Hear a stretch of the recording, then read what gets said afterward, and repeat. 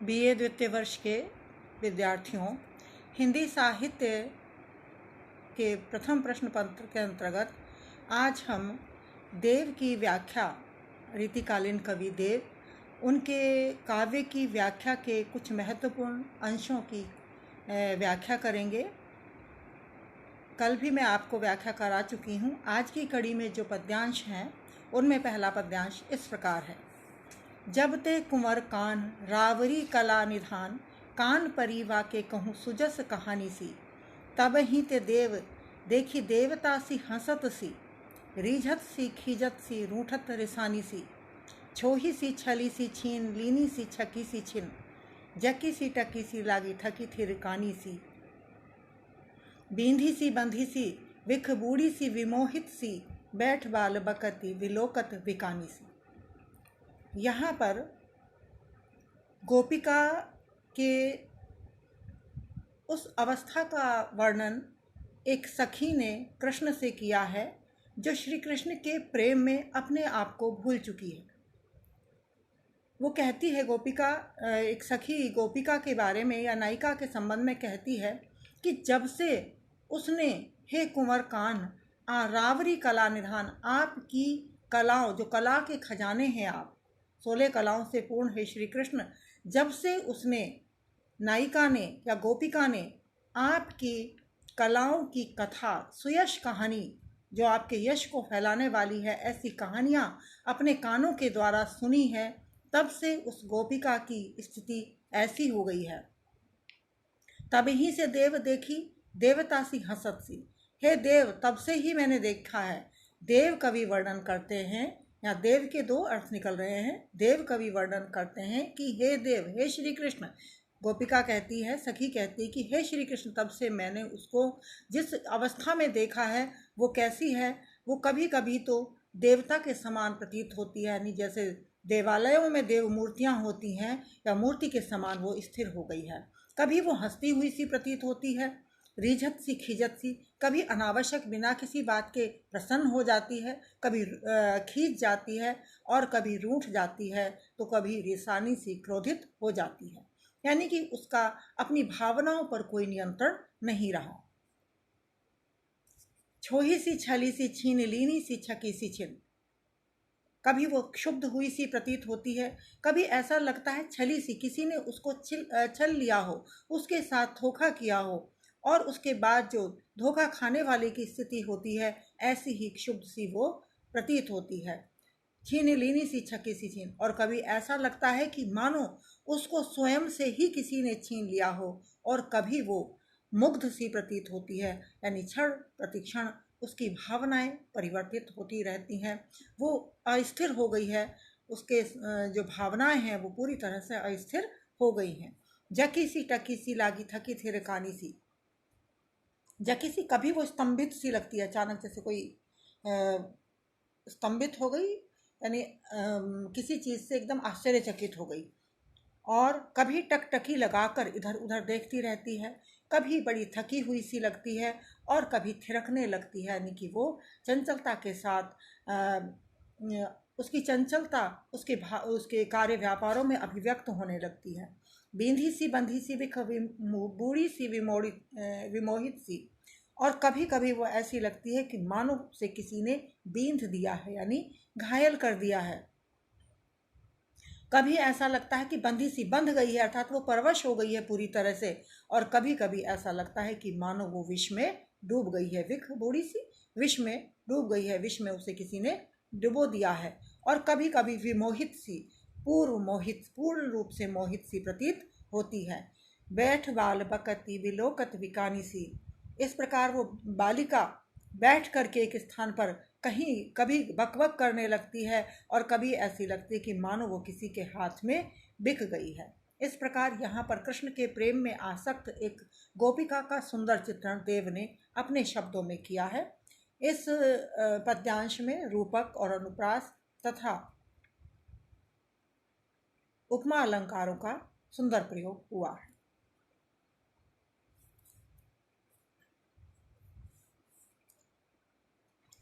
बंसुरी सुनी देखन तोरी चली, जमुना जल के मिस वेगी तवे, कवि देव सखी के सकोचन सो करी उठ के ओसर को वितवे, वृषभान कुमारी मुरारी की ओर विलोचन कीरति कोरनि सोचितवे, चली वे को धरे न करे मन नेक, धरे फिर फेरी भरे ऋतुवे। यहाँ पर कृष्ण के प्रति राधा के आकर्षण को कवि ने व्यक्त किया। बंसुरी सुनी देखन तोरी चली, यमुना जल के मिस वेगी तब। जैसे ही राधा के कानों में कृष्ण के बांसुरी की धुन पड़ती है, वो उस बांसुरी की धुन को सुनने के लिए उसी दिशा में दौड़ पड़ती है जिस दिशा से वह बांसुरी की धुन आ रही है। यमुना जल के मिस वेगी तब, और कैसे जाती है वो? यमुना से जल भरने के बहाने उसी दिशा में वो आगे बढ़ जाती है। कवि देव सखी के सकोचन सो करी उठ के ऊसर को वितवे, और कवि देव कवि वर्णन करते हैं कि वह जब सखियां उसे देख लेती हैं तो उनके संकोच के कारण एक स्थान पर कभी उठ करके बैठ करके ऐसी लगती है मानो वो सखियों की प्रतीक्षा कर रही हो। वृषभान कुमारी मुरारी की ओर विलोचन कोरनि कोचितवे, और इस प्रकार से वृषभान कुमारी, वृषभान की पुत्री अर्थात राधा, श्री कृष्ण की ओर अपने नेत्रों की कोरों से, नेत्रों के कोने से उनके दर्शन या उनको देख रही है। चली वे को धरे न करे मन नेक, धरे फिर फेरी के भरे ऋतुवे। चलने के लिए, घर चलने के लिए उसका बिल्कुल भी मन नहीं कर रहा है, वो घर लौटने के लिए बिल्कुल भी तैयार नहीं है। इसीलिए वो अपने घड़े को खाली करती है और फिर भरने लगती है, फिर उस घड़े को खाली करती है और फिर भरने लगती है, ताकि वो कुछ देर और ठहर कर कृष्ण की बांसुरी को सुन सके। यहाँ पर राधा के प्रेम का, उसके संकोच का कवि ने वर्णन किया है। अगला पद्यांश है। बरुनी बघम्बर ओ गूदरी पलक दो, कोय राते बसन भगोहे भेख रखियाँ, बूढ़ी जल में ही दिन जामिनी रहत भोहें, धूम सिर छायो विरहानल बिलखियाँ, आंसू जो फटिक माल लाल डोरे सैली सजी, भई हैं अकेली तजी चेली संग सखियाँ, दीजिए दरस देव लीजिए संजोगिनी के, जोगिनी हुए बैठी वावी जोगिनी की अखियाँ। यहाँ पर एक विरहिणी नायिका का चित्रण करते हुए कवि उसको योगिनी के समान बता रहा है, जिसने संसार का मोह माया सब कुछ त्याग दिया हो और एकांत में जिस तरह से योगी योग साधना करते हैं, उसी प्रकार से वह गोपिका भी प्रेम साधना कर रही है। तो उस प्रेम साधना में उसके विरह का जो चित्रण है वो वह यहाँ कवि ने किया है। बरुनी बघम्बर ओ गूदरी पलक दो। बरुणिया मानो उसका बाघंबर है। जैसे योगी लोग बाघंबर धारण करके तप करते हैं, साधना करते हैं, जंगल में रहकर वस्त्र तो मिलते नहीं हैं, तो वो वस्त्र के रूप में बाघंबर ग्रहण कर लेते हैं, और बाघंबर योगियों का एक वस्त्र है, वही वह धारण करते हैं। तो यहाँ बाघंबर, बाघ में फर होते हैं, तो बरुनिया आँखों की पलकों के जो बाल हैं मानो वो उस नायिका के या उस विरहिणी की बाघंबर है। गूदरी पलक दो, और जो पलक हैं वो गूदरी हैं, जिसे कि बाघंबर बिछा करके उस पर वो योगी बिछा करके उस पर साधना करते हैं। कोय राते वसन भगोहे भेक रखियाँ, और आँखों के जो कोय हैं वो लाल हो गए हैं, क्योंकि दिन रात साधना करने से योगियों की आंखें लाल आरक्त हो जाती हैं। उसी प्रकार से उसकी आँखों के कोय भी दिन रात अपने प्रिय की प्रतीक्षा करते करते उसकी आँखों के कोय भी लाल हो गए हैं, और इस प्रकार उसने भगवा वस्त्र धारण कर रखा है। बूढ़ी जल ही में दिन जामिनी रेहत भोहे, सिर धूम छायो विरहानल बिलखियाँ, और दिन रात में उसकी आंखें, किसकी? नायिका की, विरहिणी की आंखें दिन रात जल में ही डूबी रहती हैं। जिस प्रकार योगी भी तरह तरह से साधना करते हैं, कभी वो अग्नि साधना करते हैं, कभी जल साधना करते हैं, और जब वो जल साधना करते हैं तो दिन रात जल में खड़े रहकर ही अपने आराध्य का ध्यान करते हैं, ईश्वर का ध्यान करते हैं। उसी प्रकार उस विरहिणी की आंखें भी दिन रात जल में अर्थात आंसुओं में डूबी रहती हैं। भौहें धूम छायो, और भौहें मानो उसके ऊपर धुआं छाया हुआ है। विरहानल बिलखियाँ, और इस प्रकार विरह की अग्नि जो प्रदीप्त हो रही है, और भौएं मानो उस अग्नि का धुआं छाया हुआ है। आंसू जो फटिक माल लाल डोरे से ही सैली सजी। और आंसू मानो उसकी स्फटिक की माला है। जैसे साधु सन्यासी स्फटिक की माला धारण करते हैं तो निरंतर आंखों से बहने वाले जो आंसू हैं, आंसू की जो बूंद है वो भी पारदर्शी और स्फटिक के रंग वाली होती हैं। तो मानो वही उसकी मालाएं हैं, माला है। लाल डोरे शैली सजी। और शैली वैराग्य का एक चिन्ह होता है। तो आंखों में, जो आंखों में होता है, तो मानो उसकी आंखों में जो लाल लाल डोरे हैं वो उसकी शैली हैं। भई है अकेली तजी संग चेली संग सखियां। और वह आँखियां, विरहिणी की आँखियां अपनी सहेलियों को, साथियों को छोड़ करके अकेली हो गई हैं। दीजिए दरस देव की लीजिए संजोगिनी के, जोगिनी हुए बैठी है वह भी जोगिनी की आँखियां। हे देव, दरस दे करके उस विरहिणी की आँखियों को संयोगिनी बना दीजिए, क्योंकि आपके विरह में उसकी आँखें, वह स्वयं योगिनी हो बैठी है और उसकी आंखें वियोगिनी हो गई हैं। यहाँ पर नायिका के विरह वर्णन के माध्यम से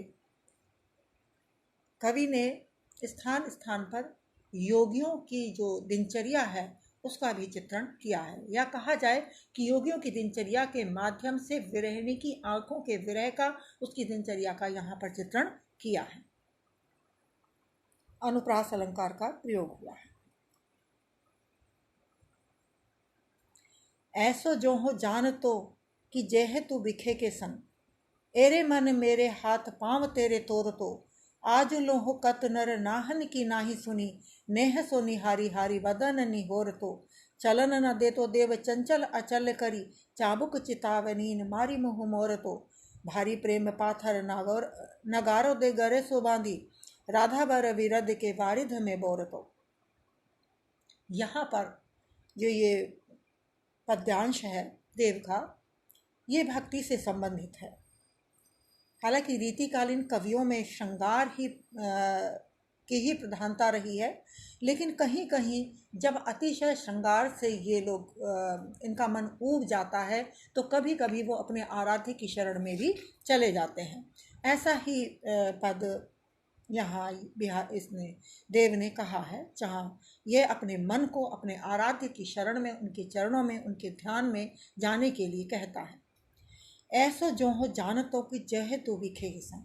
हे मन, अपने मन को संबोधित करते हुए देव कहते हैं कि हे मन, यदि मैं ऐसा जानता कि तू जेह विखे के चंग, जेह चला जाएगा, विखे विषय वासनाओं, कामनाओं, तृष्णाओं के पीछे इस प्रकार दौड़ेगा, तो एरे मन मेरे हाथ पांव तेरे तोड़ता। हे मन, मैं पहले ही तेरे हाथ पर तोड़कर रख देता। आजु लोहो कत नर नाहन की नाह सुनी, नाही सुनी। आज लोग, आज तक तूने कितने ही नर नाहन, राजाओं की, नृपों की नहीं सुनी। बड़े बड़े शक्तिशाली राजाओं जो अपने मन को भी वश में करने का दावा करते हैं, उनकी बात भी तूने नहीं सुनी। अर्थात तू इतना चंचल है, किसी के वश में नहीं होता। नेह सो निहारी हारी वदन नहीं हो, तो पहले मैं तुझे प्रेम से देखता, फिर तेरे वदन को देखता ही रहता। चलन न देते हो देव चंचल अचल करी। और प्रारंभ में ही यदि मुझे पता चल जाता कि तेरा स्वभाव ऐसा है तो मैं तेरी चंचलता को चलने नहीं देता, बड़े प्रेम से उसको काबू में कर लेता। और यदि तू फिर भी नहीं मानता, चाबुक चितावनी मारी मुँह मोर तो चेतावनी रूपी चाबुक मार मार के तेरा मुंह मोड़ देता। अर्थात तो विषय के पीछे जाने से तेरे मुंह को हटा करके अपने आराध्य की शरण में लगा देता। भारी प्रेम पाथर नगारो दो गैरों से बांधो, और राधा वर विरद के वारिधि में बोर दो। और भगवान के प्रेम का पत्थर रूपी नगाड़ा तेरे गले में बांध देता। और इस प्रकार राधा के वर विरुद्ध, राधावर अर्थात श्री कृष्ण के विरुद्ध यश रूपी जल में तुझे डुबो देता। अर्थात तुझे प्रारंभ में ही विषय वासनाओं से विमुख करके कृष्ण की भक्ति में लगा देता। यदि मैं जानता कि तू इतना चंचल है और आगे जा कर के तू मुझे इतना त्रस्त करेगा और कामनाओं में इतना डूब जाएगा, तो प्रारंभ में ही मैं तेरा रास्ता मोड़ देता। इस प्रकार यहाँ पर बिहारी ने मन की चंचलता का वर्णन करते हुए विषय वासनाओं से विमुख होकर उसे चेतावनी देते हुए भगवान श्री कृष्ण के चरणों में ध्यान लगाने के लिए प्रेरित किया है। इसमें अनुप्रास और रूपक अलंकार का सुंदर प्रयोग हुआ है।